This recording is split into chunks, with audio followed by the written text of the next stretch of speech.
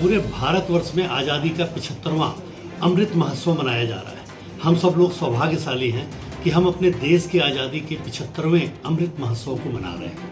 हम भी भारत माता की जय के लिए अपने घर में एक राष्ट्रीय ध्वज अवश्य लगाएं। 15 अगस्त आ रहा है, 13 तारीख से ये कार्यक्रम हमें प्रारंभ करना है।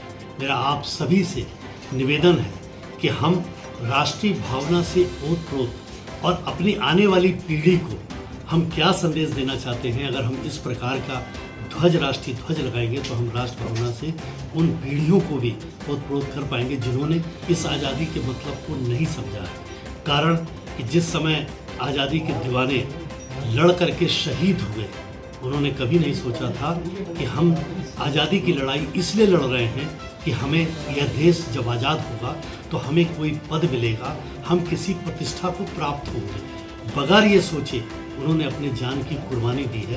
तो अब हमारा नैतिक कर्तव्य बनता है, क्योंकि हमारा दुर्भाग्य है कि आज़ादी की उस लड़ाई में हम भौतिक रूप से शामिल नहीं थे, परंतु आज हम उनको याद कर उनके सम्मान को बढ़ा सकते हैं, भारत माता के सम्मान को बढ़ा सकते हैं। तो अपने घर पर 13 तारीख से लेकर 15 तारीख तक एक राष्ट्रीय ध्वज हम अवश्य लगाएं। मुझे भरोसा है कि आप सब लोग अपने अपने घरों में आज़ादी के इस 75वें अमृत महोत्सव पर एक राष्ट्रीय ध्वज अपने घर पर अवश्य लगाएंगे, बच्चों के साथ खड़े होकर के लगाएंगे और उस फोटो को खींच करके सोशल मीडिया पे भी प्रेरणा देने के लिए और आने वाली पीढ़ी को बताने के लिए अवश्य पोस्ट करेंगे, ऐसा मुझे भरोसा है। साथ ही एक अतिरिक्त आवेदन, एक अतिरिक्त आग्रह मैं आपसे भी करना चाहता हूँ कि भारत माता के चित्र को हम निश्चित रूप से एक दिन में एक बार एक अगरबत्ती और धूप बत्ती आदि जला करके उनके पूजन का उपक्रम हम अवश्य करें, क्योंकि भारत माता की जय में ही हम सब की जय है, देश की जय है और भारत माता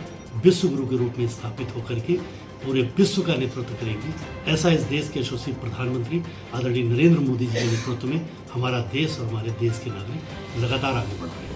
बहुत बहुत